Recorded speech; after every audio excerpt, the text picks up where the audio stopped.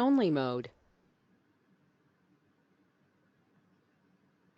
Good afternoon, everyone, and welcome to Be Agile or Fail with our guest speakers, David Taylor and Ed Holt. Now, before we begin, I'd like to start with some housekeeping. If you have any questions for either David or Ed, please send them through via the questions box and let us know if you'd like your question to be answered by a specific speaker. All questions will be answered at the end of the talk. We are recording this session and this will be made available tomorrow by email along with a copy of the slides. So now moving over to our speakers to introduce themselves and to begin the webinar. We hope you enjoy the session.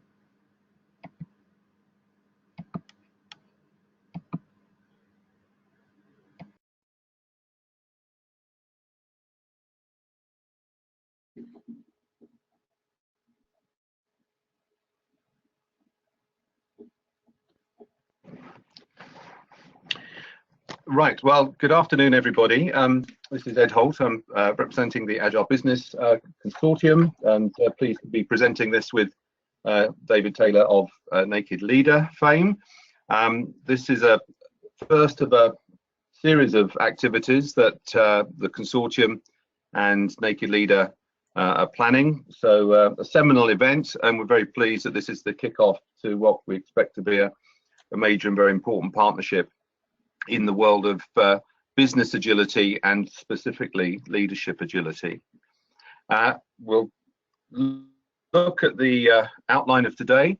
So we've introduced ourselves. David will introduce himself a little bit more in a moment, as well as his organisation. I'll do a very brief overview of the consortium. We'll look at the outcomes that we hope to achieve. David will give us a scene set in this world of volatility, uncertainty, complexity and ambiguity, which agility is so important. And then the meat of the session is on the 9 principles, where we'll be looking in some detail into those principles, but importantly into examples of where these work in practice and have had benefit in practice.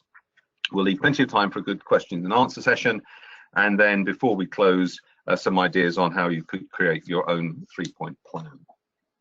So that's the outline of the day, and we'll start with David giving us an introduction to Naked Leader and its services. Thanks, Ed. Hi, everyone. This is so exciting being here. My name is David Taylor.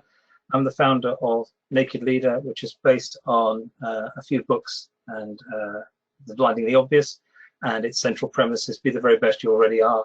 There's nothing actually wrong with you. So many people talk about people being you to be become more than what you are, or what you've been in the past. Others will strive for you to be the best that you can be. In Naked Leader, we believe that all you have to do to be successful, no matter what your background, no matter how big your dreams or your hopes or your fears, is to be the very best that you already are. Now, as I said that to you, it's very important that throughout this, there's going to be lots of how-tos. So we don't want you to take them all on board. We want you to just sort of think about your own situation, think about your own unique outcomes that you want to achieve, and actually do something and see if it works or not. Because what we do in Naked Leader is basically very fast-track behavioural change, and you'll see some of the client business partners that we have the great honour to be working with. The reason it's so great to be here, one positive and one slightly challenging. The positive one is at C-level, at board level, the term Agile's become really meaningless, at worst, at best meaningless, and at worst a joke. And it's great to be here partnering with Ed and the Agile Business Consortium to make Agile truly agile. And we've had a question in, which is the slightly unnerving bit. It says, David, why are you getting involved in something like this? I thought Naked Leader likes to keep things really simple. Well, that sums it up. We're going to try and keep this really, really simple so that you can make it happen this very afternoon in your organizations or in other areas of your life. Thank you. Ed. Okay, thank you, David. So to introduce the consortium in a little bit more detail for those that don't know it, it started its life over 20 years ago as a systems consortium, the SDM Consortium, and went through major strategic repositioning last year. So a lot of background and credibility in IT and systems world, and over 60,000 accredited Agile project managers. That's very much the heart of what the consortium has been doing. But now with a much wider mission to provide global leadership in promoting, supporting and enabling business agility, and doing that through its existing model of working with partners. So the consortium is, if you like, the think tank. It's the creator of change and of new ideas and of content, but very much working with and through its partners.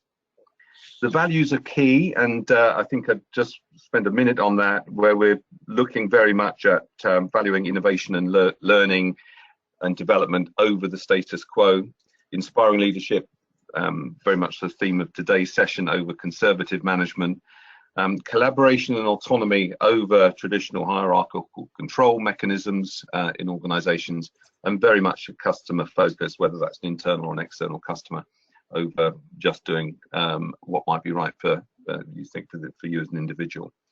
So those are the overarching values under which all of the work that the consortium is doing is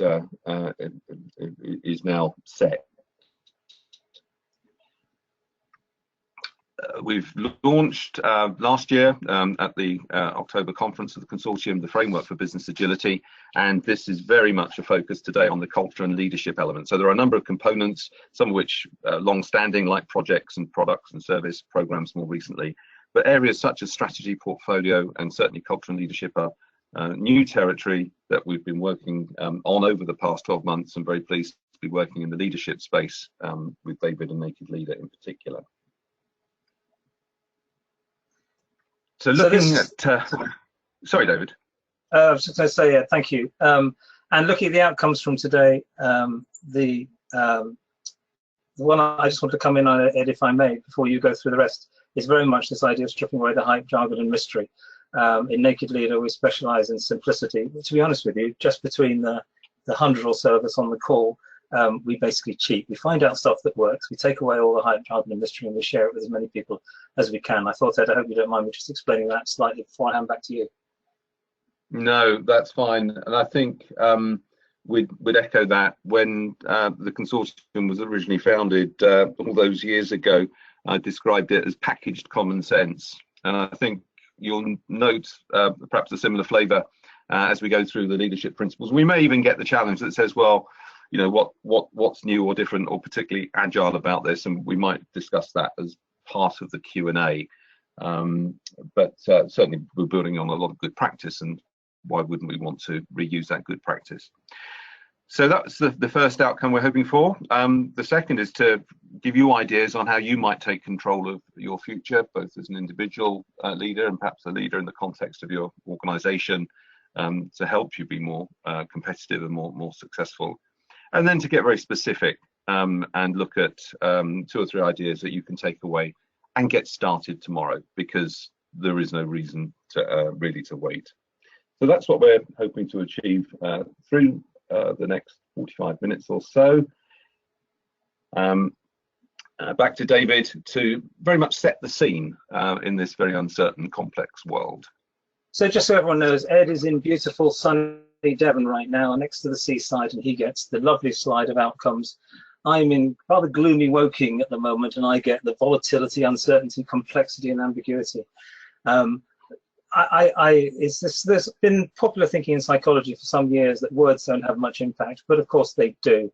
And if we're going to say that we live in this world, then we will. If you decide you're feeling a bit down and you hunch your shoulders and lower your head a bit, it's amazing how quickly it happens. So we want this to be the complete opposite of this.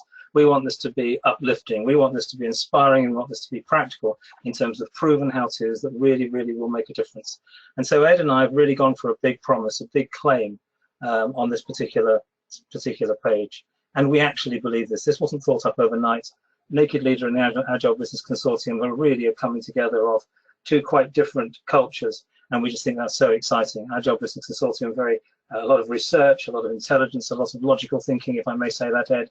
Naked Leader, a little bit quirky, still very practical, and we like doing things really, really fast. So we thought it would be a tremendous match. The purpose of this slide is very, very simple. Success is not a matter of chance or background or education, as I said earlier. It's a matter of choice. Whoever on this call decides to do what we share with you, by the way, don't belong to us. There's stuff out there that you can find. We're saving you reading many, many, many, many books in this. You will be successful. You will massively increase your chance of being successful. And with regards to what I started with regards to these words, VUCA, which is, by the way, one of the most stupid 4-letter acronyms I think anyone's ever come up with. The one thing every single person on this call has absolute control over is their attitude.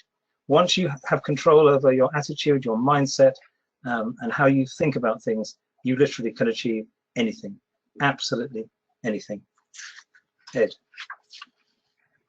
Right, thank you, David. So without going into the specifics of the Brexit uncertainty, that gives us enough of the context, we think, to want to focus on agility at the organisation and certainly the leadership levels. But there are very many other uncertainties and ambiguities, economic, political, arguably even personal. And some of this that we'll now turn to as we turn to the 9 principles very much requires or demands that the Agile leader turns attention to themselves, that they turn the torch inwards before perhaps being able to inspire in an authentic way everyone that works with and or for them. I think the other thing to say as we move into the 9 principles of Agile leadership is that this is very much a journey. There is no destination, there is no conclusion, there's no summit that says you've now reached a pinnacle of Agile leadershipness. It's a continuous journey, a continuous process. There's always more to learn. And the other point, just because it makes sense to clarify that these things aren't exclusive, and there are inevitably some overlap between them. But what we try to do at the consortium and through the culture and leadership work stream, which has been working on this topic amongst others, there's about to be a paper on Agile culture that we'll be looking to share very soon, but specifically around the principles of Agile leadership, is to distill that best practice that's out there, and in combination these things give a great chance of both the individual and their organisation becoming more agile. Can I just check everyone can hear okay? Can you just come on to the chat and say that everyone can hear okay? Sorry, carry on, Ed. Yeah, that'd be helpful. Thank you, David. So the first principle, and the way that each of these 9 principles is going to work, the way we're going to format them, is that we'll look at a couple of minutes perhaps on each principle, because we want to get to Q&A as well. Is that I'll do a little bit of the scene set, a little bit of the context and the background, pick out some of the key topics, and then David will give us an example of this principle in action through the work that he has been doing with his clients.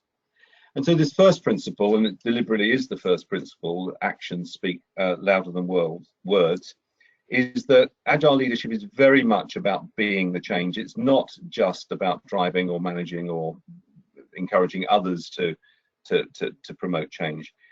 And that really starts with living the values and working on yourself. There's a lot of sort of internal reflection that the Agile leader needs to take.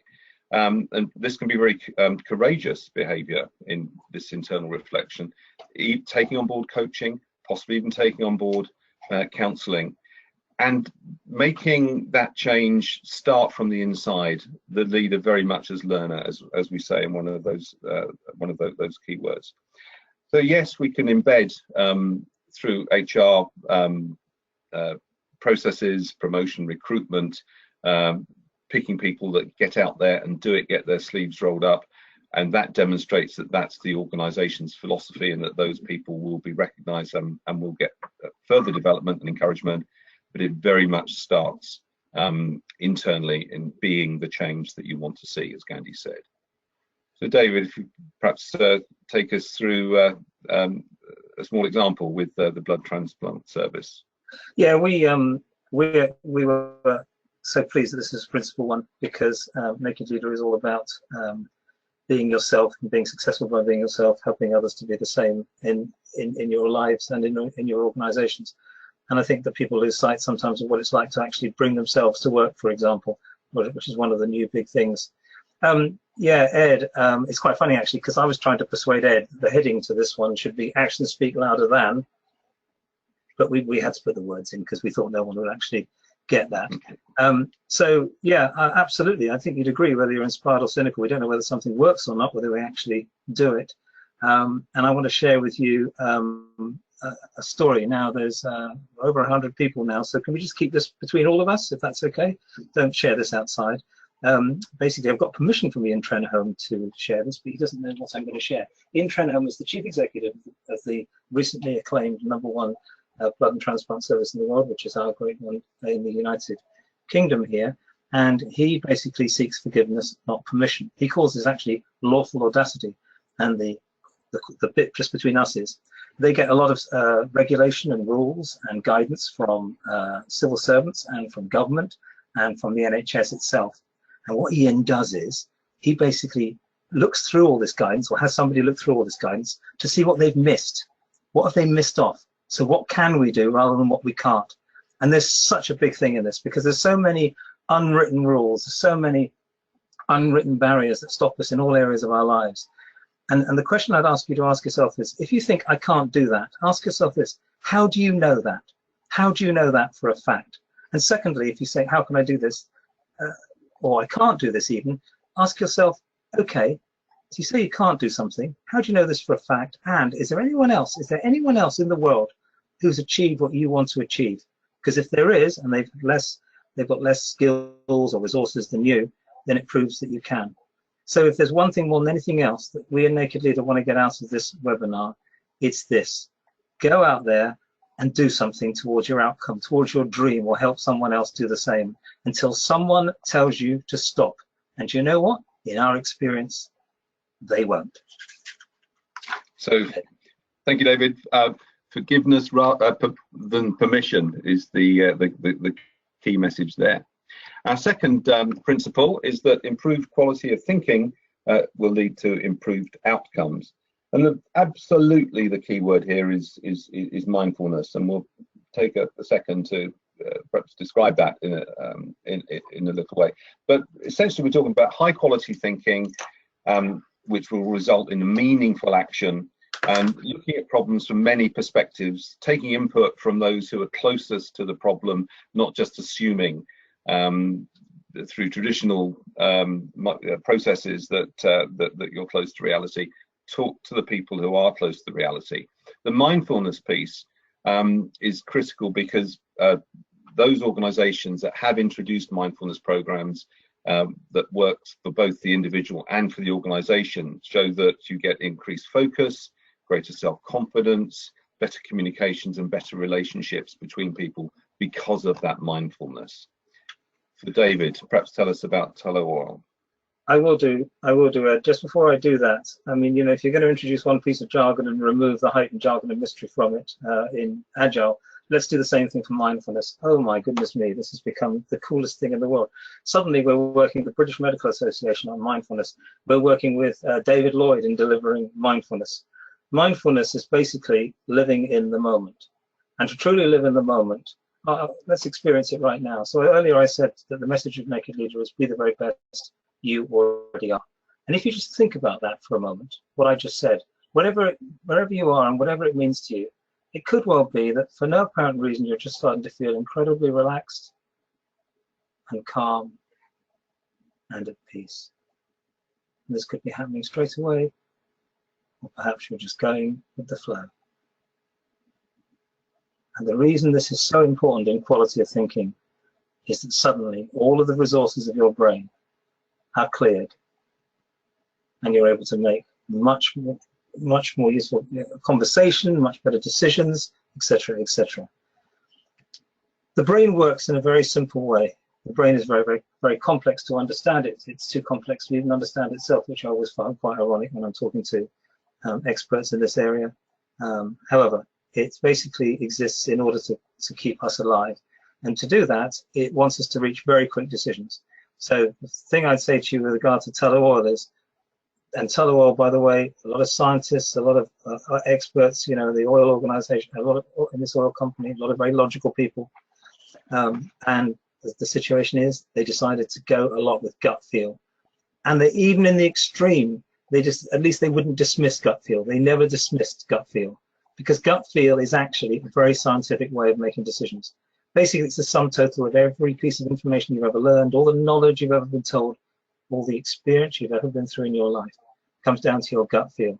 So my number one how-to on the quality of thinking is this: never, ever, ever dismiss gut feel, because it could be the most powerful way to make a decision.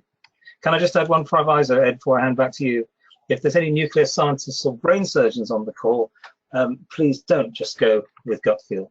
Over to you, Ed. Especially if they're about to operate on you. Indeed. Right, okay. So number 3, organisations improve through effective feedback. This might be a little obvious, but feedback isn't always given the right way. We've got our vicious circle at the bottom there of infrequent and awkward feedback, which can create defensiveness and could even be demotivating, as opposed to our virtuous circle with frequent, regular, arguably even continuous feedback, where there are no surprises. It's motivating and can help improve performance. So I think the other key message with feedback is to recognize and acknowledge it by saying thank you, by responding positively, even if the input isn't taken up or the idea isn't adopted. You're open, honest, respectful and appreciative of the feedback that you might be receiving. David, your pet football club. Yes, one has to feed a pet, doesn't one? Yes, some of you may not have heard of the greatest football team in the world, Woking Football Club. I can actually see one of their stands from where I'm sitting right now. Everyone's left the call. Just joking. I was asked actually this morning on a similar event to this, what is the number one sign to you, David? What is the number one behavior? What is the number one trait of an unstoppable international team, a world-class team? I know that phrase is often too well used, but what is it? And I said it is that everyone in that team basically agrees that they will never say anything behind each other's backs that they do not also say to their faces. And I've probably given the same answer 10 years ago, and I still believe it now. In fact, I'd go as far as to say, stop reading any books or go on any courses or have any events on team building until you've mastered that, because that is tough. In Naked Leader, we've become quite known for our elephant in the room sessions with our client business partners, where we have a balloon with a picture of an elephant on. We're not quite making enough money to ship real elephants in. And I was thinking, where do I see this more than anywhere else? And of course, it's Woking Football Club. Woking Football Club, where I achieved probably the biggest outcome, the most successful thing I've ever done in my life. If I may just brag for a second, I became chairman and I promised I would get Woking Football Club out of the league they were in within 3 seasons, and I actually did it in 1. We got relegated. And by the way, that is a true story, and I got a lot of feedback on that. So, truth in the room. The key thing is this: everyone knows the issue, the real issues that matter. Truth in the room works when you focus on the issues that matter and you speak about the truth of that issue as you see it, without any fear or favor, and with total respect for other people's truths as well. The impact, the effect, and the results are simply extraordinary. Thank you, David. So number 4, people require meaning and purpose to make their work fulfilling. And here we're talking about Agile leaders focusing on creating and sharing a common understanding and purpose, both for the individual and for the organization, getting to the hearts and minds of people. There's been surveys that have shown that anything up to 40% of people go to work and are dissatisfied with their job. The Agile leader will help people get into that positive frame of mind, aligning their personal aspirations and values with that of the organization to make that work fulfilling. David. Thank you very much, Ed. We believe in Naked Leader that leadership has to be a force for good, or it's not leadership at all by definition. And what we mean by that is that leadership is not about the leader, it's about the people in the organization that are being led. Just like we don't believe a teacher is about the teaching, it's about the children that are learning. So the key thing here is that this is actually now being scientifically and mathematically and academically proved that purpose-driven organizations actually achieve more than those that don't. And a purpose-driven organization is when everyone in that organization see something of themselves, something of their own dream, their own mission, their own reason for being on this earth in what that organization is about. I see we've got people from Save the Children on the call. We've done a lot of work with Save the Children and lots of other charities, but it doesn't have to just be a charity. It can be a service to a customer. It can be something that happens inside the organization in terms of the amazing charity work that you do that many organizations on this call I know actually do. So what do you stand for as individuals, and what do you stand for as an organization? And we're actually working with a company that hasn't given us permission because they haven't quite been brave enough to go with our suggestion. It's an American organization. They've got a staff handbook for people who join them or for contractors that is 14-page long. And since I'm not naming them, I'll tell you, it's boring. Trust me, you'd rather have deep root canal surgery without anesthetic than read this document. So we've suggested a one-page document, which they're almost going to go for, and I hope they will. And the one-page document says, welcome to the organization, etc. And it says, number 1, be yourself. Number 2, have fun. Number 3, ask. Thanks, Ed. Right, thank you, David. Right, so number 5, this is a word that some people might need to think about, might have a problem with, but that emotion is a key foundation to enhance creativity and innovation. And we're talking here about emotion as a positive trait, a positive part of the human experience, not necessarily being emotional, which clearly is something somewhat different. And it has been shown, following on from David's previous point, that where people work with their emotions, they achieve much more of their potential. And the role of the Agile leader is to encourage those positive emotions, encourage that positive input, reduce the fear, allow people to open up to innovation and deliver creativity and innovation for themselves and for their organization. David, you have a new scientist example. The great thing of working with you, Ed, and with your organization and our organization is that we disagree on certain things, and we love disagreement in life because it means you're not being consensus and vanilla and boring. And I have to disagree with Ed in terms of emotional and emotion. I think that's fantastic to be emotional. I think it's great to be obviously in the right time and the right place, but I think that emotional organizations, people can be positively emotional or negative, and sometimes it's good to close the door and have a good old rant. So what I suggest you do, if you hear Ed and I disagreeing, is do what Ed says first, because he's more knowledgeable about these things than I am. And if that doesn't work, do what I suggest. So the reason I'm quite emotional about this principle is because of a new scientist, and I have it in front of me on my wall. I have 2 pictures on my wall. One is the Woking goal that got us into the playoffs 3 years ago after we've been relegated. I won't spend too much time on that one.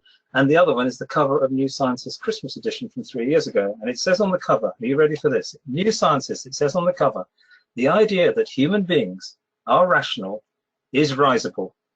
Joy. For years I've thought it. I've never known it. The idea that human beings are rational is risible. Yes, yes, and yes. We make our decisions. We make what we say, almost everything in our lives, based on emotion. And I'm now going to share with you, I don't know if there's any psychologists on the line, if I upset any qualified psychologists. Somebody's just commented that, somebody commented, sent me a text saying, don't you dare.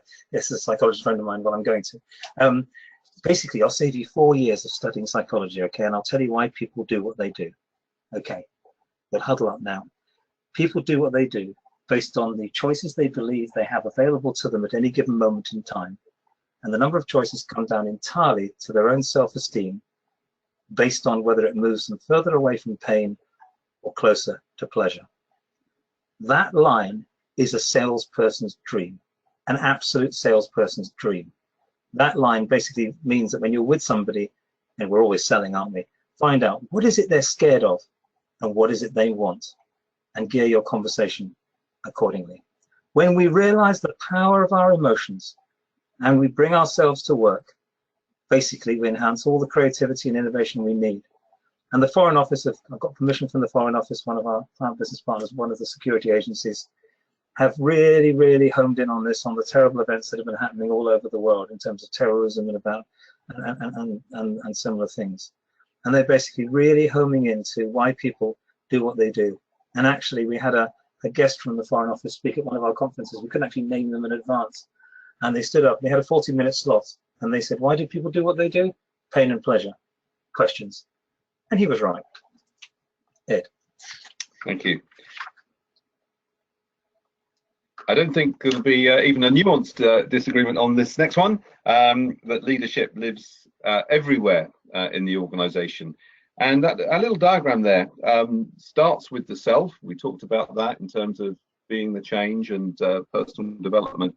But moving through the team, creating the environment for the team or the group to lead, or for leaders to emerge and to be supported, to be mentored. At the organisational level, from making the move from doing Agile to being Agile, so that it's innate in the organisation's philosophy, and then beyond that to the wider society, where perhaps beyond the workplace, in the home, voluntary groups, your leisure activities, that leadership can and should emerge from anywhere. And the role of the Agile leader is to encourage that and potentially to mentor people as they show the inclination or aspiration to lead, whether that's a project, a team, or a discussion. Thanks, Ed. We're not getting many questions through, so please make sure you send some questions through. We've got one or two, and I'm getting a few by text. And Ed, I think you've got a few there as well. But for now, leadership lives everywhere in the organisation. Absolutely, we'd say leadership lives everywhere in the world, and the key thing is to unlock that leadership. So in the world, from a world point of view, in Naked Leader, we have a mutual mentoring initiative called How to Be Successful by Being Yourself, where we take chief executives and senior business leaders from organisations such as Aon and other Sanlam and other organisations I can't actually think of at the moment, and we partner them with young people who have suffered horrendous difficulties and challenges and barriers in their lives. The key thing is, though, it's mutual, so that, for example, well, you come back to Ian Trenholm, he's partnering with a young man. Ian Trenholm is learning as much from this young man as he is in reverse, and I think this also cuts the barrier between ages as well, this perceived barrier between ages. So yeah, leadership can be unlocked in the world. Inside organisations, we have a bit of a bugbear in Naked Leader. I don't know why I'm keeping my voice down, but we have a bit of a bugbear in Naked Leader. It's these organisations who basically limit their sort of development to a few high flyers, to fast track leaders, you know, to the top 100. We think that's dreadful. You know, for goodness sake, you're paying everyone a salary, you know, unless it's a voluntary organisation, of course, or people are giving their time. People deserve to be developed. People need to be developed. People need to be set free. People need to use their skills. So we say this is the how-to on this one in Naked Leader. Unlock and unleash all the skills and the ideas and the talents in all the people that you already have. And if I was going to add a controversial one, and if you've got a competency-based framework, tear it up or take it home for the kids to draw on or the cats to tear up. They're a waste of time. They produce general all-rounders. The key thing of the future is the skills, the talents, and the passions that you already have. And I'm saying this to each and every one of you. Do you know what? All those skills and talents and passions, they're enough for you to achieve anything you want in your life, and don't tell anyone different. From a slightly different perspective, we go right back to our first ever client business partner, Terry Leahy and Tesco, when we first started out. And it was just incredible. On the second day that I was talking to somebody in Tesco, they were talking about a new IT system being put in to ease, to make shelf stacking more effective in Tesco stores. So I said, can I see the people designing it? I was expecting to go to the IT department or go to a business department. No, they took me to one of their branches. Terry Leahy believed, and it was always an absolute, it was in the Bible of Tesco, that the people who design a system are the people who use the system. And I think that's a great example. Who knows best about a particular process in your organization other than the people that are actually using the process? Ed. Thank you. That segues very nicely into our next principle. My computer's just frozen. 7, there we go. Which is that leaders devolve appropriate power and authority. And I'll admit to an evolution of this principle. When we first drafted it, we said that leaders delegate appropriate power and authority, and it was then pointed out to us that delegation and empowerment are very different things. Delegation implies a controlled handing off of certain tasks with certain boundaries and certain expectations. Enabling and empowering people is something that you would devolve, not something that you would delegate. So we took a slap on the wrist for that one. And that empowerment of individuals gives huge benefits. Again, number of studies, academic and others have shown the benefits of higher quality of work, of increased job satisfaction, of greater productivity because of the ownership that empowered people have, and reduced costs. And so, examples being reduced employee turnover. So it's not about delegation; it is about a devolving of power to the right level, the appropriate place in the organisation, which is typically much closer to the customer than in traditional organisations. David. So as usual, our thoughts in Naked Leader, how to actually apply that thought, and a real story. And the idea here is what we call the Naked Leader test of leadership. If you are stripped of your title, your status, your traits of office, in other words, if you are stripped of everything that makes you appear a leader, could you still get the very best from your people? If the answer to that is yes, then we believe that is absolute or true authenticity in terms of leadership. Okay, making it happen in terms of whatever you choose to call it, by the way, devolve, empower, set people free, whatever. This is one of my favorites, or actually, to be fair, it's one of our favorites in Naked Leader. And literally, having come off the call from GSK just about an hour before this, we were talking to them about this very idea. So we always like to strip away the hype and jargon industry around things that appear complex. And I'm looking around my room right now, and I can see the shelf on empowerment books. And basically, there's nine books on empowerment, and I haven't read any of them because they're all so boring. I would rather watch Beauty and the Beast 3 times back to back. So I'm not actually reading those at all. What we are doing, though, with our client business partners is the fried egg of freedom. Now, if you've got a pen, you can draw this, and you can have this, and you can use it free this afternoon in any way that you wish. The fried egg of freedom is like this. So if you draw a fried egg, you've got the yolk in the middle, you've got the white, and you draw two circles, basically, of course. You've got the yolk in the middle, outside you've got the oil, and in the middle you've got the white. The yolk is what you must do in an organization. That's what you must do. And by the way, if people say they're not going to do that, then they shouldn't be working in the organization. The best example of that is Eddie Stobart. You must wear a tie if you drive one of our vehicles. I'm not sure if they've actually kept this on since he passed away, but anyway, you will wear a tie if you drive one of our vehicles, and if you're not going to wear a tie, you don't work for us. Oil, in Naked Leader, we have things like no swearing in an organization, no breaking arrows on people's necks or canoeing, because so what, you can build rapport with somebody in the canoe. If you can't, the time to build rapport is when you're having a heated discussion, not then. And we have one or two other things in the oil. The white is our freedom. The white is our coaches' freedom around the world. They can do as they wish. That is the fried egg of freedom. If you go onto nakedleader.com, you'll see access to the fried egg. I think you might see some a bit of a not very good cook actually making one. This has become viral for us in Naked Leader, and I have to say it's my wife's idea that she runs the company, really. We're actually not that small a company, but it's still the two of us who founded it, and she started this brilliant idea. And so all my empowerment books, I must take them down to the hospice later on this afternoon.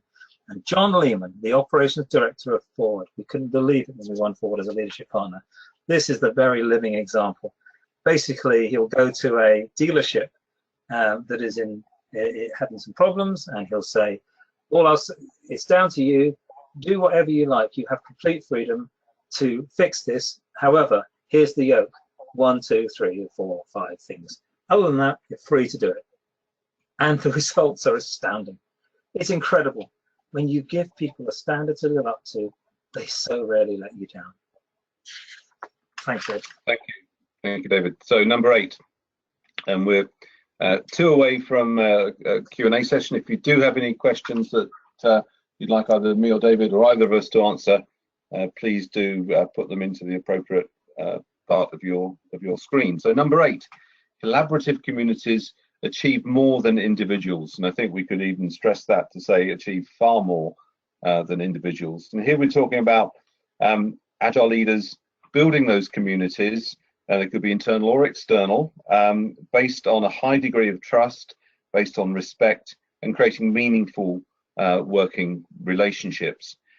These could be internal communities, they could be formally structured or informal collaborations between different people, different parts of the organization. But critically, they should also be external communities, communities of customers. Talking to the customer, that's a novelty still in some organizations, or the extended value chain, the suppliers. Again, many examples where that collaboration up and down the value chain achieves benefits for all concerned. Very much trust is the underpin, it's the glue of strong collaboration. David. That fits very neatly in with the idea of around Naked Leader on this, Ed, which came from I do some charity work at the Comedy Store. I say I did. I don't do it again. I probably will. On improvisation with people like Neil Malarkey, Paul Merton also, and this is just such an this is so good in terms of collaborating. Basically, I had never done it before, and I said to Neil Malarkey, you know, shall I come along at training? We were on at something like 9 o'clock. I'll come along at 7:30. He said, no, turn up at 5 to 9, and he wasn't kidding. And he said, there's 3 rules, David. 1, make offers. 2, accept offers. 3, build on offers. And that's it. So, for example, if he walks on stage and he says to me, good morning, after we've got the idea from the audience, good morning, doctor, and I say, I'm not a doctor, that's throwing back an offer in his face. Why is this relevant in the business world? Because that's what we do. When people put forward ideas, the first thought we often have is, what planet is this person on? Because as human beings, we hate being told what to do. So here's how you do it. And we call it the Naked Leader deal. And this is what they're trying out in version Atlantic. It's basically no but to yes and.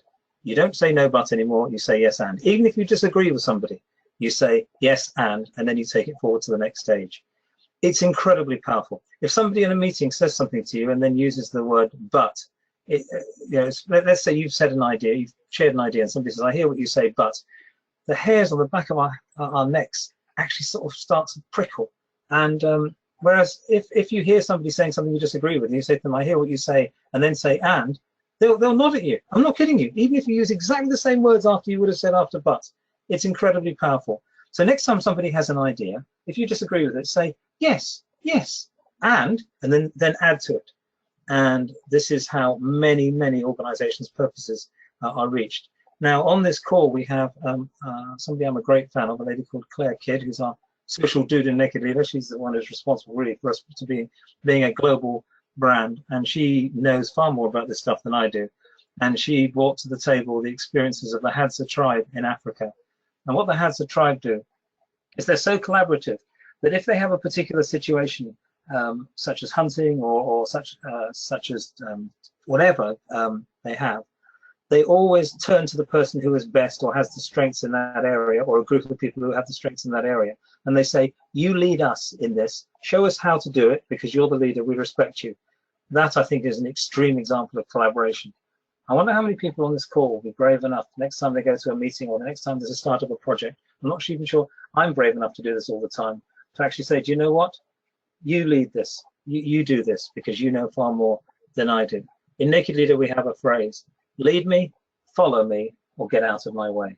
So give people a chance to lead you. If they don't want to lead you, then you lead them. If they don't want to do that, don't let anyone stop you doing what you want to do. Thanks, Ed. Thank you, David. Go the right way. So here we are, Principle 9, the last of our 9 principles on for Agile leadership.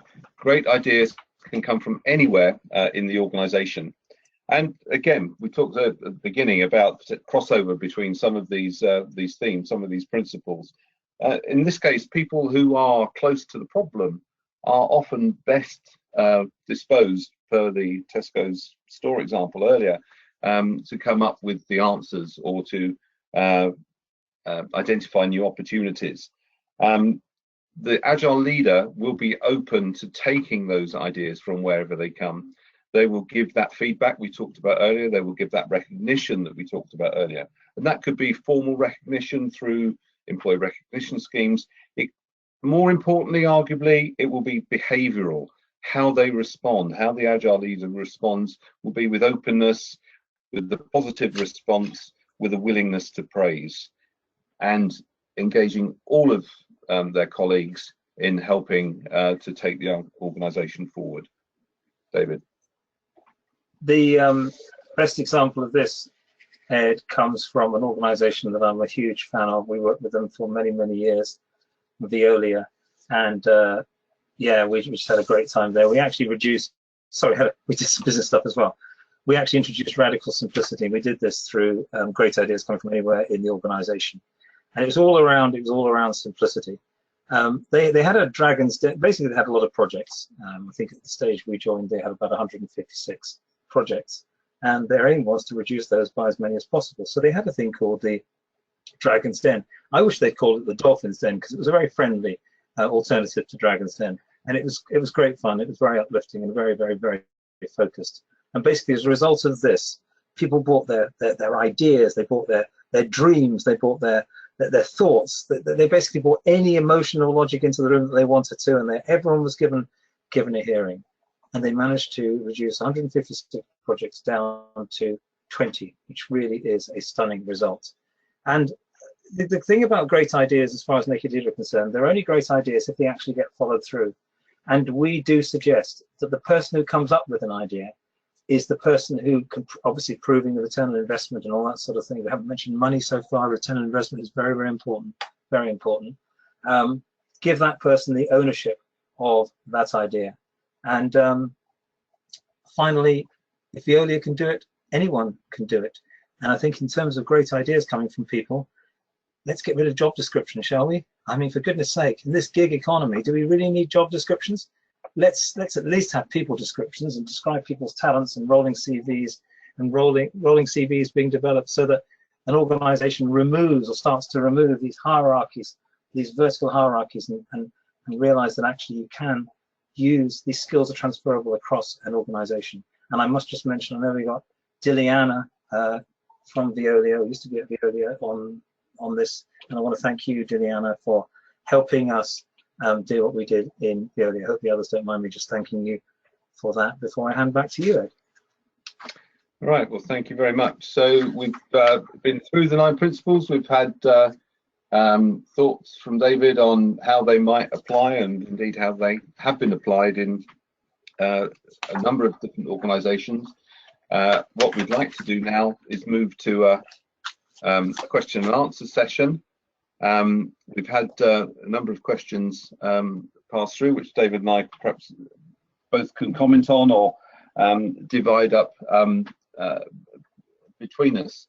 There's one here that says, can you measure leadership agility? How do I know where I might be on a scale? It's arguably a performance management type question, which may not have a particularly agile answer. But David, do you want to have a first go at how do you measure it, perhaps, as opposed to recognise it?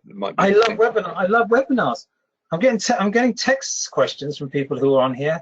Perhaps these people aren't. I don't feel like just typing into the screen. Anyway, we've got 10 minutes left, so let's cover as many as we can.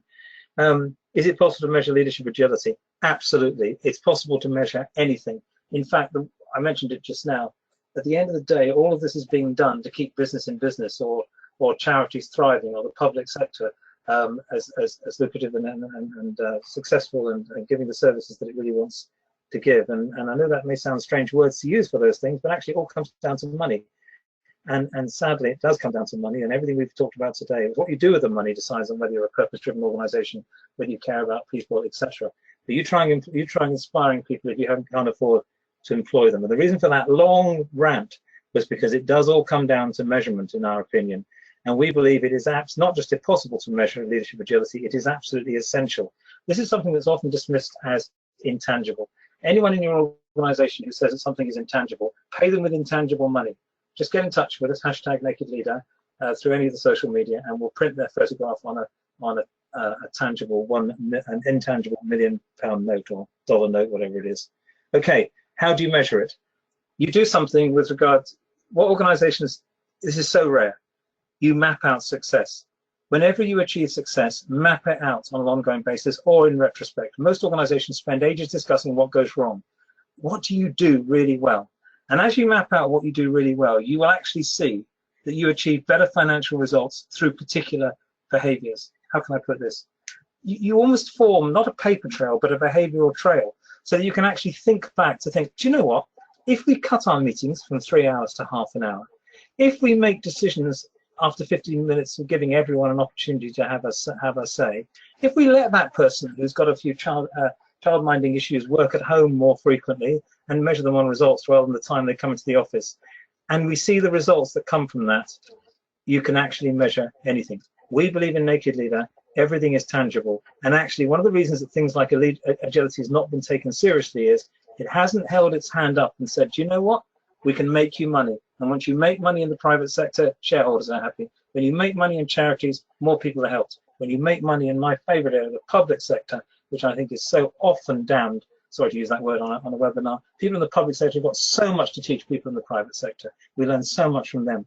And if only more money could be given to the public sector in that way, or and they invest it in that way, then really it would be incredible. So Ed, the longest answer I've ever given, probably on a webinar, but everything is measurable, and don't let anyone tell you otherwise. Right, well, thank you, David. And a slightly different perspective on that question, or answering it from a different perspective. It's something that we've started to look at in the consortium in our culture and leadership group. It's sort of a scale of leadership of agility, and it's early days, and we didn't appreciate inputs from anyone on this call and otherwise, because it is a collaborative process building this intellectual property, building our models and our content, and there are two dimensions on this scale.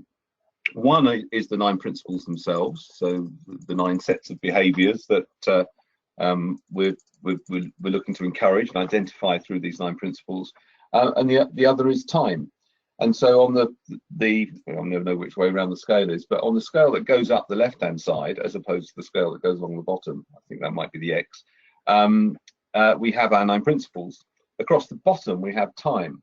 And a budding or emerging or aspiring agile leader might be applying and utilizing these behaviors and adopting these principles in 2 or 3 areas, and might have been doing so for 6 months or 9 months or 12 months. They'll be somewhere down in the bottom left-hand corner of this scale. At the top will be experienced practitioners who live and breathe the 9 principles and have practiced them for a number of years. So we have, and it's not terribly scientific, and we like to find a way of tightening this up, but we have at least a model that says those that have been doing it, behaving this way, adopting these principles, encouraging others, in the very top right of our model are ambassadors, they're evangelists, they're out there, they do it naturally, but they teach and encourage others to do it, and have been doing it for a number of years, a period of time. There are models out there around leadership agility, and we're talking to a couple of other organisations to see if we can share and create concepts to help people understand A, where they are, and B, where they might need to go next on this journey. As we said at the outset, this is a journey, not a destination. Ed, yes, David? Ed, can I do with a couple of quick ones, and then we'll move to close? Is that okay? Yep. Neil asks, is simplicity the key to business agility along with great leadership? I would say yes, and I would say very simply because the brain, if people don't understand something, they can't do it. Duh. And sorry, that's not at any of you, by the way. It's at all these thick leadership books that are written thick in size, that suggest that the more complex something is, the more likely we are to do it. And I'll get your thought on that in a second, Ed. A lot of this sounds like good leadership practice. I don't know who this is from. What makes it particularly agile? What a brilliant question. It's like, what's the difference between management and leadership? Who cares? I mean, for goodness sake, let's get a life and just get on with the business and personal and team issues that we've got. So whether you call it agile, or whether you call it leadership, or whether you call it a plant, it doesn't really matter. It's the difference that you make with the principles and the ideas that we've shared with you. Ed, do you have any thoughts on those 2 questions before we close up? I think on that one, because that is a challenge that we've had in other forums. is that of themselves, these are perhaps good practice, but together in combination and with that, and I've used the mindful word, even though it's perhaps a little bit of jargon, people are applying it with intent, are deliberately looking to improve both personal, colleague, team and organizational performance by doing the combination of these things and doing them well. That's what makes them agile and can help make their organizations agile. Yeah, don't worry about using the term mindfulness. We've adopted it, blimey. You know, it's like Brexit. We didn't really want to leave in Naked Leader, but you know, we're out. So you know, you've got to go with the flow. And mindfulness is the coolest thing in the world at the moment, and we're discovering that by the amount of work we're doing with David Lloyd. So thanks very much, everyone. This is the bit we haven't rehearsed. So shall I just close off with a 3-point plan? Yes, please do, David. Is that okay? So our 3-point plan that brings everything together is: number one, decide a business outcome or what you want to achieve, and ideally a financial return for that. Number two, take ownership, keep your word, and actually do something, and do one thing as quick as possible. I used to work in IT. I used to think you had to have, you know, Microsoft Office project plan down to the lowest level of detail. All I can say now is thank goodness we didn't have Prince 2 and we built the pyramids. We'd never have gotten finished. Just do something. Do something. And please, if any of you want to know about speak to any of the client business partners that we've covered, or learn from anything of those people, do connect with us. Have a call with us. We can assess with you whether you're likely to deliver 3 times more through Agile, and if you can, we'll tell you, and if you can't, we'll tell you. And if you want to run an Agile Naked Leader executive workshop for your team, which again will deliver 3 times more value, confidence, and agility, then just get in touch with us. And it's been a great honor. I'll hand you back, Ed, to say a final goodbye. But thank you, everyone. Most of you, a lot of you, actually stayed on the call, so thank you for that. It's been a pleasure. And thank you to a lady called Adele Green, who is the webinar queen in the United Kingdom, and she's the organizer of this. And I hand back to you, Ed. Goodbye, everyone. Ed. Okay, thank you very much, David. Yes, echo those thanks to Adele at eSynergy Solutions, who providing the platform for this webinar and instructed David and I in the protocols for doing such a thing, particularly when we're so many miles apart. Thank you all for taking the time to attend and to listen. There are contact details there for further information, both from the consortium and from Naked Leader. On the consortium website, there's a download which talks in more detail to these 9 principles, and there will be more stuff published. By stuff, I mean intellectual property, of course, and content on this topic over the coming months. We welcome people to participate in the process of creating this material, the culture, the leadership, our strategy work that we're agile strategy work that we're about to embark upon as well. You could participate either by offering to join a work stream or as a reviewer, and that would be most helpful to get as wide a set of inputs as possible. So thank you very much, and at that point I'll leave Adele to close down the seminar. Thank you. Great, thanks so much, David, and thank you very much, Ed. Just to let everyone know, you will receive an email this week with a copy of the slides and the recording, and obviously if you have any further questions, we'll include contact details on there so you can reach out to the guys directly. So thanks very much, everyone, and have a great week. Take care.